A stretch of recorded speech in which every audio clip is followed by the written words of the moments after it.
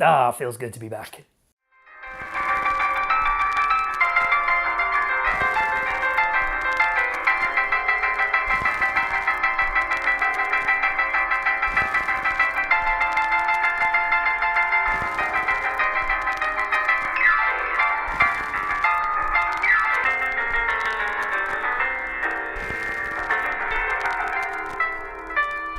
So yeah, I know I'm a little late to the party on this one, but better late than never, let's get into it.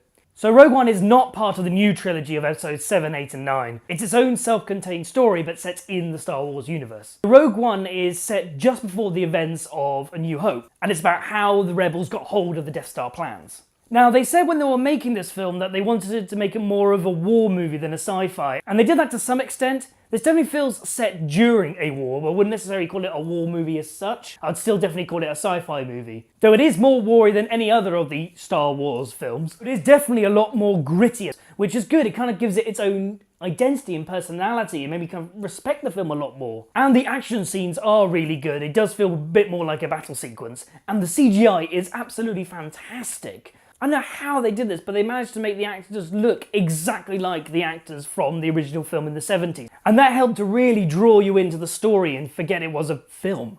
And the new characters are really, really strong. Felicity Jones plays the lead really well, as this sort of slightly cocky but has some kind of morals, kind of smuggler, rebel, renegade. But for me, the stars of the show were these two guys, because their chemistry was fantastic. It rivals Han and Chewie almost.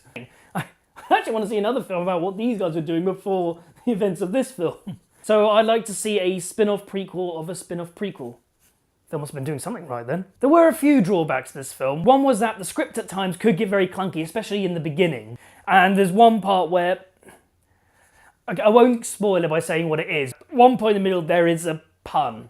And that was the only part that really took me out of the movie and thought, why do you do that? Because the rest of it was so well done. And this film does get a bit nerdy in places, but it's still completely accessible to someone who's not ingrained in Star Wars lore. And I don't think you necessarily have to have watched New Hope, but you will get a lot more out of it if you have watched A New Hope. And obviously if you don't like A New Hope, you won't like this film. But overall, I absolutely love this film. I had a great time watching it. I possibly enjoyed it as much, if not more, than Episode 7, because it was a smaller, personal, tighter-knit story, whereas Episode 7 was sort of trying to do a bit too much. You got really close and involved with the characters, and you had more of an emotional attachment, I found.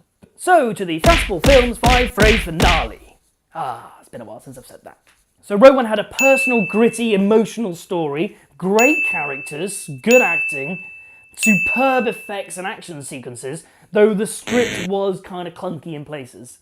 So I'm going to give Rogue One a Fraspel Approves of 4.0 out of 5. So yeah, I know it's been a while since I've done one of these, but I now work 7 days a week, so I struggle to find time to even see a film in the cinema, let alone do a review on it. So I can't promise when the next one will be, but if you like this, give it a like, subscribe, and comment below of any other films, TV shows, games you want me to review. Also, any suggestions I can do to my channel, either the reviews or other videos you want to see. Any help would be fantastic. And as ever, like and subscribe. Fraspel out.